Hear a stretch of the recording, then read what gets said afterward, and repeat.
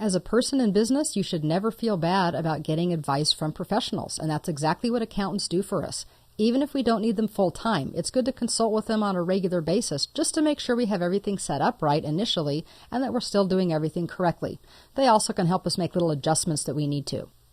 Well, when we were looking at our real-world example, we realized that things have to balance out on the left and the right side of the equation. And at the end, we found out that our balance sheet's going to show that our assets and liabilities match in the amount of $11,850.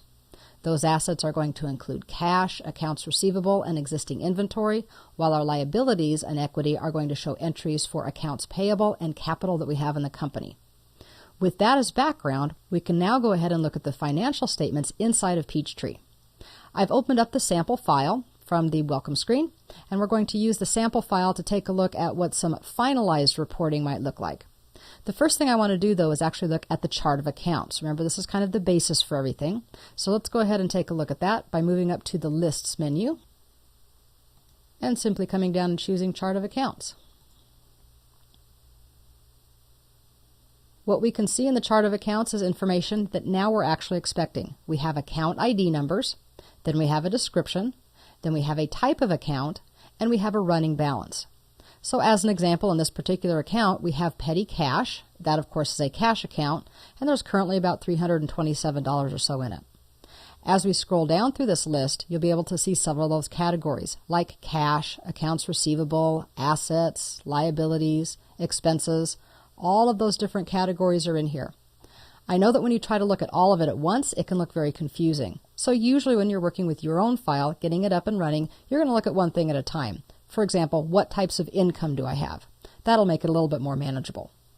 I'm going to go ahead and close this down by clicking on the Close button on the right side.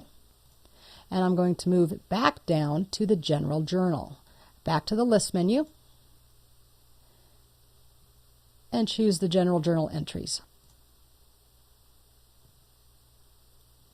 While you certainly can make entries directly to the General Journal, it's really not recommended. We'll talk more about that in some later chapters. But I just wanted to show you that this is here, and this is where you would have to know how to do double-digit entries. There are a few different transactions that are included, and I'm going to go ahead and double-click so we can see what one of them is. When I double-click on the entry, it opens up so I can take a look. So we can first of all see that there's a date, then there's a reference. It's always good to put in reference numbers so you know what things are about. And then we can see that this is a very simple entry with both a debit and a credit. So what this was a transfer between bank accounts, a transfer from regular checking to payroll checking. So we took a $50,000 debit from one account and then a $50,000 credit in the other account.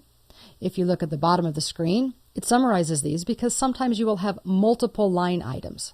Regardless of whether you have 2 or 20, it doesn't matter. These always have to balance out. If they don't, you'll see at the bottom it will tell us that we are out of balance and by how much. You have to have it back in balance before you can save this transaction.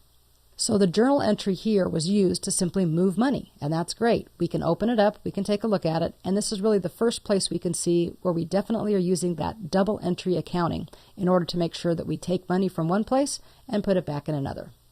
Now that we're familiar with these accounts, let's go ahead and close this window. And then we also need to close out the list or the register. And then we're going to take a look at some reports. So let's go to the Reports and Forms menu. Give that a click. Let's come down right about to the middle and choose Financial Statements.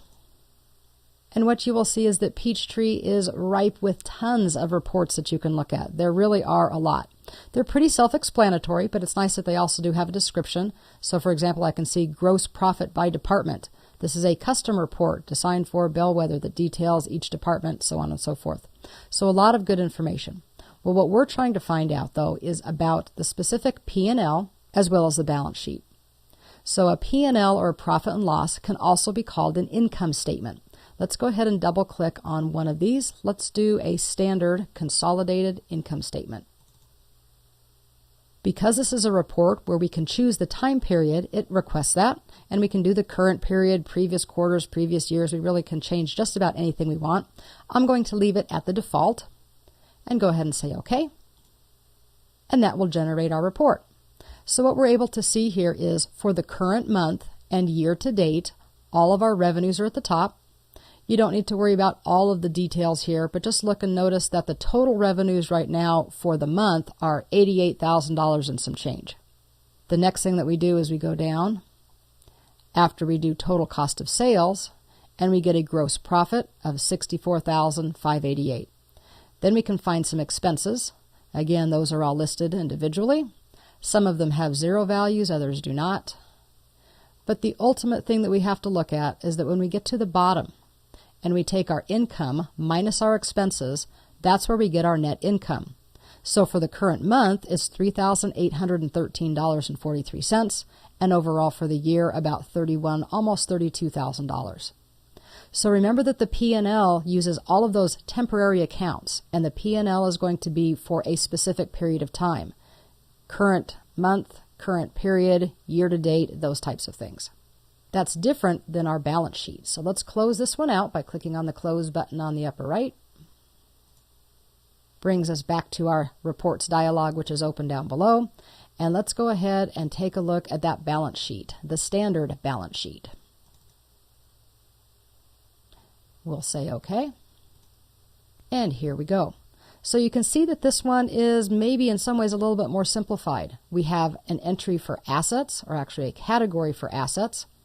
And then as we scroll down, we will also see that we have liabilities. This again is summarizing a lot of the detail that we saw in the prior sheet. So the important part to look at here, of course, is again those totals. So we have total current assets followed by some other totals. And it keeps going and going for all of our assets until we finally get to the bottom number with the double underline, and it's roughly about $500,000, $504,571. That, of course, is then followed by liabilities and capital. Those, again, are listed out. And, of course, the important bottom line is that this number also is exactly equal to the same number, $504,571.36. The balance sheet, as the name suggests, has to balance, and that's where that accounting equation comes into play. The two sides have to balance out. The P&L, on the other hand, is more about math. What were my expenses? What was my income? When I subtract my expenses from my income, that actually is going to give me the number that tells me what my profit is. So as you can see, all of this is going to come together with the accounting and math in the background. You don't have to actually worry about any of the math, but it's going to come together and provide accurate, reliable information. By simply understanding what's going on in the background, we can then let Peachtree do all the heavy lifting.